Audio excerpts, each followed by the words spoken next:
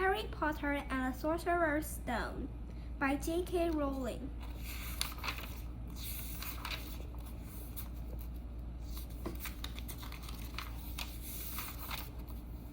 Chapter 1. The Boy Who Lived.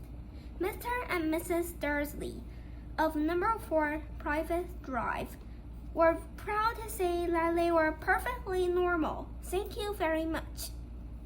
They were the last people you expect to be involved in anything strange or mysterious because they just didn't hold with such nonsense.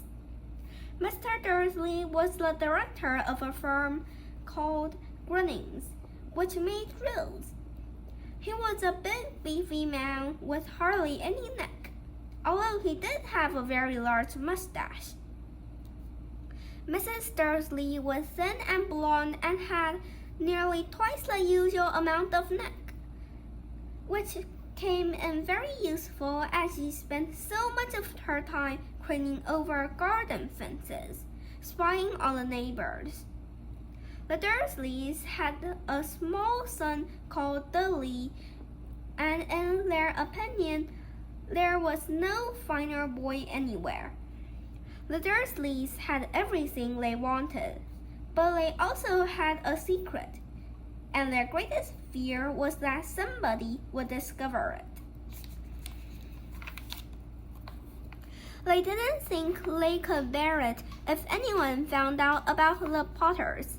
Mrs. Potter was Mrs. Dursley's sister, but they hadn't met for several years. In fact, Mrs. Dursley pretended she didn't have a sister because her sister and her good-for-nothing husband were as Dursleyish as it was possible to be. The Dursleys shuddered to think what the neighbors would say if the Potters arrived in the street. The Dursleys knew that the Potters had a small son too, but they had never even seen him. This boy was another good reason for keeping the Potters away. They didn't want Dudley mixing with a child like that. When Mr. and Mrs. Dursley woke up on a dull gray Tuesday, our story starts. There was nothing about the cloudy sky outside to suggest that strange and mysterious things would soon be happening all over the country. Mr. Dursley hummed as he picked out his most boring time for work, and Mrs. Dursley gossiped away happily as she wrestled a screaming Dudley into his high chair. None of them noticed a large tawny owl flutter past the window. At 8:30, Mr. Dursley picked up his briefcase, pecked Mrs. Dursley on the cheek, and tried to kiss Dudley goodbye but missed, because Dudley was now having a tantrum and throwing his cereal at the walls. "Look tight," chortled Mr. Dursley as he left the house. He got into his car and backed out of number 4th Drive. It was on the corner of the street that he noticed the first sign of something peculiar. A cat reading a map. For a second, Mr. Dursley didn't realize what he had seen. Then he jerked his head around to look again. There was a tabby cat standing on the corner of Private Drive, but there wasn't a map in sight. What could he have been thinking of? It must have been a trick of the light. Mr. Dursley blinked and stared at the cat. It stared back. As Mr. Dursley drove around the corner and up the road, he watched the cat in his mirror. It was now reading the sign that said Private Drive. No, looking at the sign, cats couldn't read maps or signs. Mr. Dursley gave himself a low shake and put the cat out of his mind. As he drove toward town, he thought of nothing except a large order of drills he was hoping to get that day. But on the edge of the town, drills were driven out of his mind by something else. As he sat in the usual morning traffic jam, He couldn't help noticing that there seemed to be a lot of strangely dressed people about. People in cloaks. Mr. Dursley couldn't bear people dressed in funny clothes. The get-ups you saw on young people. He supposed this was some stupid new fashion. He drummed his fingers on the steering wheel, and his eyes fell on a huddle of these weirdos standing quite close by. They were whispering excitedly together. Mr. Dursley was enraged to see that a couple of them weren't young at all. Why? That man had to be older than he was, and wearing an emerald green cloak. The nerve of him. But then it struck Mr. Dursley that this was probably some silly stunt. These people were obviously collecting for something. Yes, that would be it. The traffic moved on, and a few minutes later, Mr. Dursley arrived in the Grunnings parking lot, his mind back on drills. Mr. Dursley always sat with his back to the window in his office on the 9th floor. If he hadn't, he might have found it harder to concentrate on drills that morning. He didn't see the owl swooping past in broad daylight. The people down in the street did. They pointed and gazed open-mouthed as owl after owl sped overhead. Most of them had never seen an owl even at nighttime. Mr. Dursley, however, had a perfectly normal owl-free morning. He yelled at 5 different people.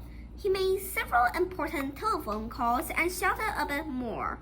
He was in a very good mood until lunchtime, when he saw he stretched his legs and walked across the road to buy himself a bun from the bakery. He'd forgotten all about the people in cloaks until he passed a group of them next to the baker's. He eyed them angrily as he passed. He didn't know why, but they made him uneasy. This bunch were whispering excitedly too, and he couldn't see a single collecting tin. It was on his way back past them, clutching a large donut in a bag, that he caught the few words of what they were saying. The Potters, that's right, that's what I heard. Yes, their son, Harry. Mr. Dursley stopped dead. Fear flooded him. He looked back at the whispers as if he wanted to say something to them, but thought better of it. He dashed back across the road, hurried up to his office, snapped at his secretary not to disturb him, seized his telephone, and had almost finished dialing his home number when he changed his mind. He put the receiver back down and stroked his mustache, thinking, no, he was being stupid. Potter wasn't such an unusual name. He was sure that there were lots of people called Potter who had a son called Harry. Come to think of it, he wasn't even sure his nephew was called Harry. He'd never even seen the boy. It might have been Harvey or Harold. There was no point in worrying Mrs. Dursley. She always got so upset at any mention of her sister. He didn't blame her. If he'd had a sister like that, but all the same, those people in cloaks.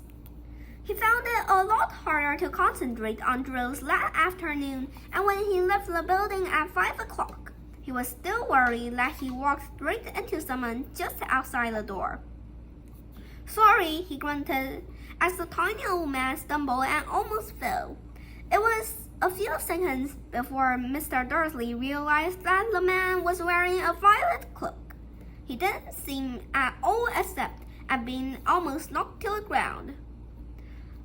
On the contrary, his face split into a wide smile, and he said in a squeaky voice that made passers-by stare, "Don't be sorry, my dear sir, for nothing could upset me today.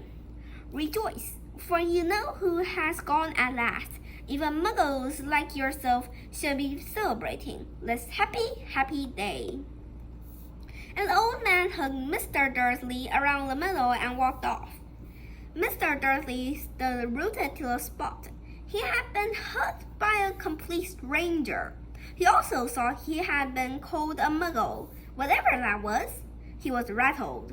He hurried to his car and set off for home, hoping he was imagining things, which he had never hoped before, because he did not approve of imagination.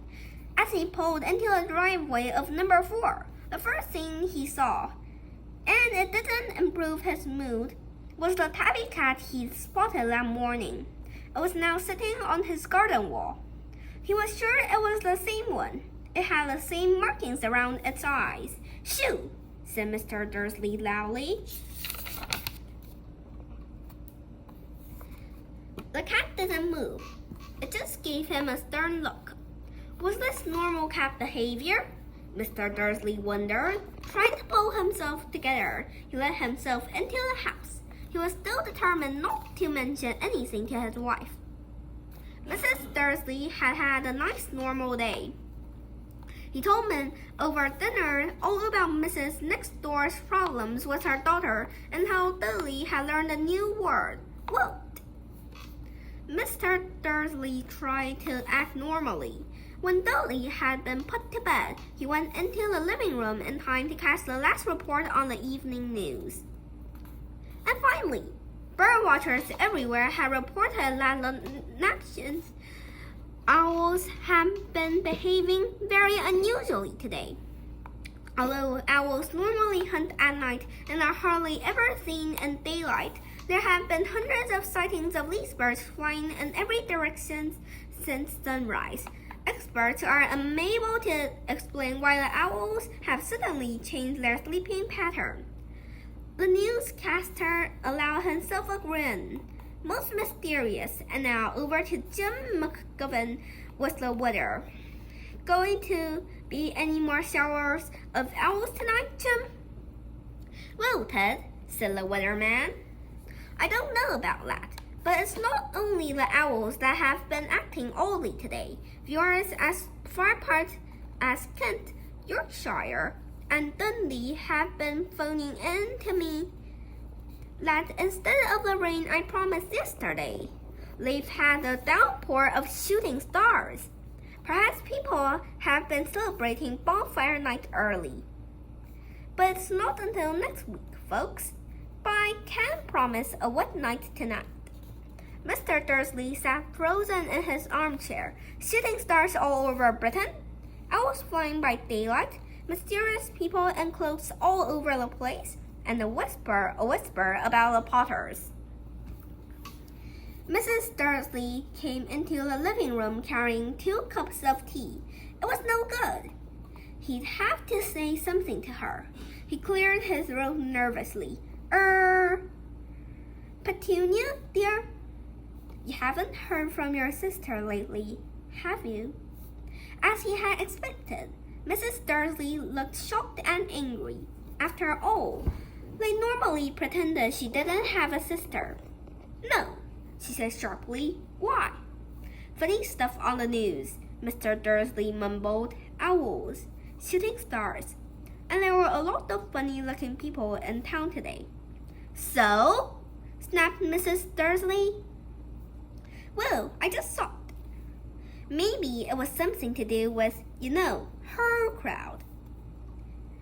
Mrs. Dursley sipped her tea through pursed lips. Mr. Dursley wondered whether he dared tell her he'd heard the name Potter. He decided he didn't dare. Instead, he said, as casually as he could, "Their son. He'd be about Dudley's age now, wouldn't he?" "I suppose so," said Mrs. Dursley stiffly. "What's his name again?" "Howard, isn't it?" "Harry. Nasty common name, if you ask me." "Oh, yes," said Mr. Dursley, his heart sinking horribly. "Yes, I quite agree." He didn't say another word on the subject as they went upstairs to bed. While Mrs. Dursley was in the bathroom, Mr. Dursley crept to the bedroom window and peered down into the front garden. The cat was still there. It was staring down Private Drive as though it was been waiting for something. Was he imagining things? Could all this have to do with the Potters? If it did, if it got out that they were related to a pair of, well, he didn't think he could bear it. The Dursleys got into bed. Mrs. Dursley fell asleep quickly, but Mr. Dursley stayed awake, turning it all over in his mind. His last comforting thought before he fell asleep was that even the Potters were involved. There was no reason for them to come near him and Mrs. Dursley. The Potters knew very well that he and Petunia thought about them and their kind. He couldn't see how he and Petunia could get mixed up in anything that might be going on. He yawned and turned over. It couldn't affect them. How very wrong he was. Mr. Dursley might have been drifting into an uneasy sleep, but the cat on the wall outside was showing no sign of sleepiness. It was sitting as still as a statue, its eyes fixed unblinkingly on the far corner of Private Drive. It didn't so much as quiver where a car door slammed on the next street, nor when two owls swooped overhead. In fact, it was near midnight before the cat moved at all. A man appeared on the corner the cat had been watching, appeared so suddenly and silently you'd have thought he just popped out of the ground. The cat's tail twitched and his eyes narrowed. Nothing like this man had ever been seen on Private Drive. He was tall, thin, and very old, judging by the silver of his hair and beard, which were both long enough to tuck into his belt. He was wearing long robes, a purple cloak that swept to the ground, and high-heeled buckled boots. His blue eyes were light, bright, and sparkling behind half-moon spectacles, and his nose was very long and crooked, as though it had been broken at least twice. This man's name was Albus Dumbledore. Albus Dumbledore didn't seem to realize that he had just arrived in a street where everything from his name to his boots was unwelcome. He was busy rummaging in his cloak, looking for something, but he did seem to realize he was being watched, because he looked up suddenly at the cat, which was still staring at him from the other end of the street. For some reason, the sight of the cat seemed to amuse him. He chuckled and muttered, "I should have known." He found what he was looking for in his inside pocket. It seemed to be a silver cigarette lighter. He flicked it open, held it up in the air, and clicked it. The nearest street lamp went out with a little pop. He clicked it again. The next lamp flickered into darkness. 12 times he clicked the pot outer, until the only lights left on the whole street were two tiny pinpricks in the distance, which were the eyes of the cats watching him. If anyone looked out of their window now, even beady-eyed Mrs. Dudley, they wouldn't be able to see anything that was happening down the pavement. Dumbledore slipped the put-downer back into his cloak and set off down the street toward number 4, where he sat down on the wall next to the cat. He didn't look at it, but after a moment he spoke to it. "Fancy seeing you here, Professor McGonagall." He turned to smile at the tabby, but it had gone. Instead, he was smiling at a rather severe-looking woman who was wearing square glasses exactly the shape of the markings the cat had had around its eyes. She, too, was wearing a cloak, an emerald one. Her black hair was drawn into a tight bun. She looked distinctly ruffled. "How did you know it was me?" she asked. "My dear Professor, I've never seen a cat sit so stiffly." "You'd be stiff if you'd been sitting on a brick wall all day," said Professor McGonagall. "All day?" when you could have been celebrating? I must have passed a dozen feasts and parties on my way here. Professor McGonagall sniffed angrily. Oh yes, everyone's celebrating, all right, she said impatiently. You know they've been a bit more careful, but no, even the Muggles have noticed something's going on. It was on their news. She jerked her head back at the Dursleys' dark living room window. I heard it. Flocks of owls shooting stars. Well, they're not completely stupid. They were no bound to notice something. Shooting stars down in Kent. I bet that was Diddlest Diggle. He never had much sense. You can't blame them, said Dumbledore gently. We've had precious little to celebrate for 11 years. I know that, said Professor McGonagall irritably.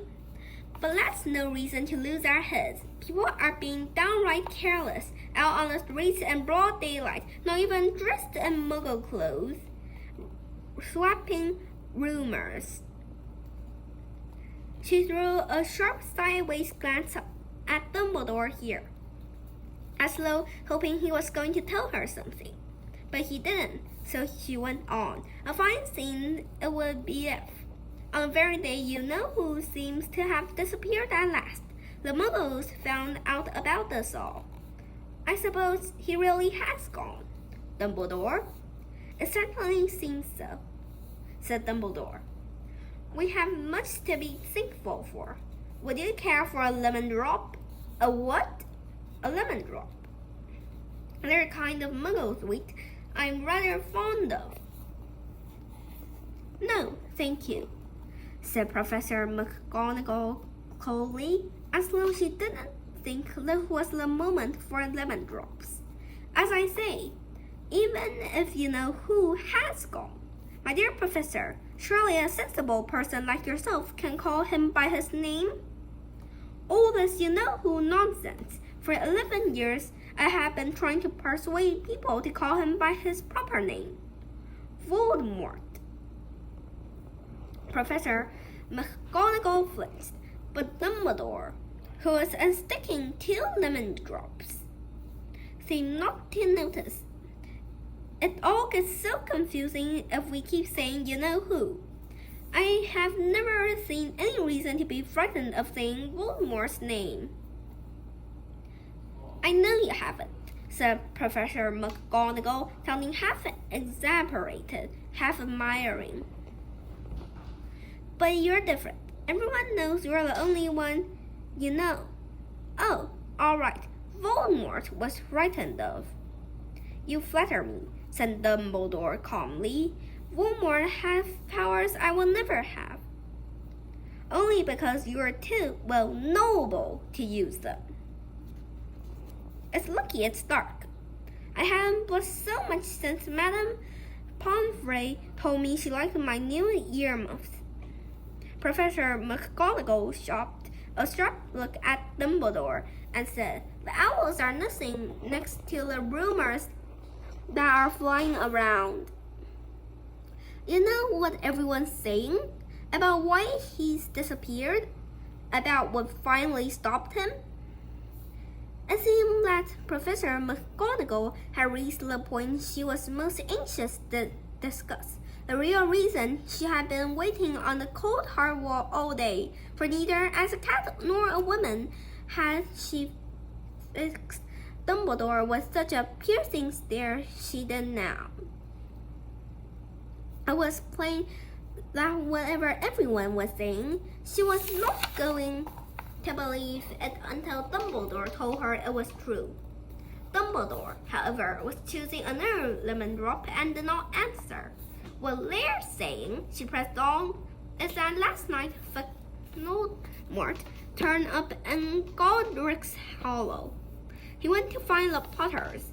The rumors is that Lily and James Potter are that they're dead. Dumbledore bowed his head. Professor McGonagall gasped. Lily and James. I can't believe it. I didn't want to believe it. Oh, Albus. Dumbledore reached out and patted her on the shoulder. I know, he said heavily. Professor McGonagall's voice trembled as she went on. That's not all. They're saying she tried to kill the Potter's son, Harry, but he couldn't. He couldn't kill that little boy. No one knows why or how, but they're saying that when he couldn't kill Harry Potter, Voldemort's power somehow broke, and that's why he's gone. Dumbledore nodded glumly. It's true? Faltered Professor McGonagall. After all he's done, all the people he's killed, he couldn't kill a little boy? It's just astounding, of all the things to stop him. But how in the name of heaven did Harry survive? We can only guess, said Dumbledore. We may never know. Professor McGonagall pulled out a lace handkerchief and dabbed at her eyes beneath her spectacles. Dumbledore gave a great sniff as he took a golden watch from his pocket and examined it. It was a very odd watch. It had 12 hands but no numbers. Instead, little planets were moving around the edge. It must have made sense to Dumbledore, though, because he put it back in his pocket and said, He was late. I suppose it was he who told you I'd be here, by the way. Yes, said Professor McGonagall, and I suppose you're going to tell me why you're here, of all places. I've come to bring Harry to his aunt and uncle. They're the only family he has left now. You can't mean the people who live here, cried Professor McGonagall, jumping to her feet and pointing at number 4. Dumbledore, you can't. I've been watching them all day. You couldn't find 2 people who are less like us.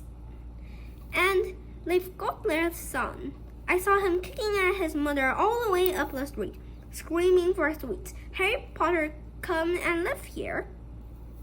It's the best place for him, said Dumbledore firmly. His aunt and uncle will be able to explain everything to him when he's older. I've written them a letter. A letter? Repeated Professor McGonagall faintly, sitting back down on the wall. Really, Dumbledore? You think you can explain all this in a letter? These people would never understand him. He'll be a legend. I wouldn't be surprised if today was known as Harry Potter Day in the future. There will be books written about Harry. Every child in our world will know his name. Exactly, said Dumbledore, looking very seriously over the top of his half-moon glasses. It will be enough to turn any boy's head. Famous before he can walk and talk. Famous for something he won't even remember. Can you see how much better off he'll be growing up away from all that until he's ready to take it? Professor McGonagall opened her mouth, changed her mind, swallowed, and then said, Yes, you're right, of course. But how is the boy getting here, Dumbledore? She eyed his cloak suddenly, and though she thought he might be hiding Harry underneath it, Hagrid was bringing him. You think it wise to trust Hagrid with something as important as this? I would trust Hagrid with my life, said Dumbledore. I'm not saying his heart isn't in the right place, said Professor McGonagall grudgingly. But you can't pretend he's not careless. He doesn't tend to. What was that? A low rumbling sound had broken the silence around them. It grew steadily louder as they looked up and down the street for some sign of a headlight. It swelled to a roar as both looked up to the sky, and a huge motorcycle flew out the air and landed on the road in front of them. If the motorcycle was huge, it was nothing to a man sitting astride it. He was almost twice as tall as a normal man and at least 5 times as wide. He looked simply too big to be allowed, and so wild. Long tangles of bushy black hair and beard hid most of his face, and he had hands the size of trash can lids, and his feet in their leather boots were like baby dolphins. In his fat, muscular arms he was holding a bundle of blankets. "Hagrid," said Dumbledore, sounding relieved. "At last! And where did you get that motorcycle?" "Borrowed it, Professor Dumbledore, sir," said the giant, climbing carefully off the motorcycle as he spoke. Young Sirius Blackland to me. "I've got him, sir." "No problems, were they?" "No, sir. House was almost destroyed, but I got him out all right before the muggles started swarming around. He fell asleep as we was flying over Bristol." Dumbledore and Professor McGonagall bent forward over the bundle of blankets. Inside, just visible, was a baby boy fast asleep. Under a tuft of jet black hair over his forehead, they could see a shaped cut, like a bolt of lightning. "Is that where?" whispered Professor McGonagall. "Yes," said Dumbledore. "He'll have that scar forever." "Can't you do something about it, Dumbledore?" "Even if I could, I wouldn't. Scars can come in handy. I have one myself above my left knee that is a perfect mark of the London Underground. Whoa, give him here, Hagrid. We better get this over with." Dumbledore took Harry in his arms and turned toward the Dursleys' house. Could I say goodbye to him, sir?" asked Hagrid. He bent his great shaggy hand over Harry and gave him what must have been a very scratchy, whiskery kiss. Then, suddenly, Hagrid let out a howl like a wounded dog. "Shush!" hissed Professor McGonagall. "You wake the muggles."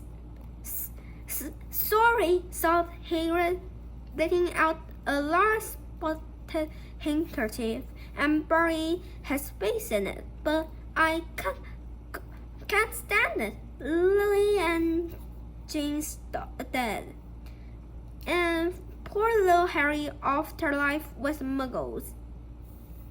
Yes, it's all very sad, but get a grip on yourself, Hagrid, or we'll be found," Professor McGonagall whispered, patting Hagrid gingerly on the arm as Dumbledore stepped over the low garden wall and walked to the front door. He laid Harry gently on the doorstep, took a letter out of his cloak, tucked it inside Harry's blankets, and then came back to the other two. For a full minute, the three of them stood and looked at the little bundle. Hagrid's shoulders shook. Professor McGonagall blinked furiously, and the twinkling light that usually shone from Dumbledore's eyes seemed to have gone out. "Well," said Dumbledore finally, "let's laugh. We've had no business staying here. We may as well go and join the celebrations." "Yeah," said Hagrid in a very muffled voice. "I better get this bike away. Good night, Professor McGonagall, Professor Dumbledore, sir." Wiping his dreaming eyes on his jacket sleeve, Hagrid swung himself onto the motorcycle and kicked the engine into life. With a roar, it rose into the air and off into the night. "I shall see you soon, I expect, Professor McGonagall," said Dumbledore, nodding to her. Professor McGonagall blew her nose in reply. Dumbledore turned and walked back down the street. On the corner, he stopped and took out the silver put-downer. He clicked it once and pulled balls of light spit back to their lamps, so that Private Drive glowed suddenly orange, that he could make out a tiny cat slinking around the corner at the other end of the street. He could just see the bundle of blankets on the step of number 4. "Good luck, Harry," he murmured. He turned on his heel, and with a switch of his cloak, he was gone. A breeze ruffled the hedges of private drive, which lay silent and tidy under the inky sky, the very last place you would expect astonishing things to happen. Harry Potter rolled over inside his blankets without waking up.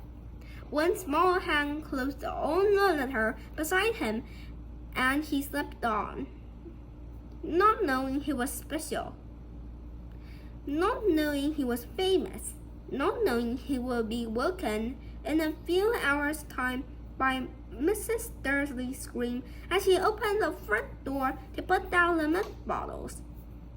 Nor that he would spend the next few weeks being prodded and pinched by his cousin Dudley. He couldn't know that at this very moment, people meeting in secret all over the country were holding up their glasses and saying in hushed voices, "To Harry Potter, the boy who lived."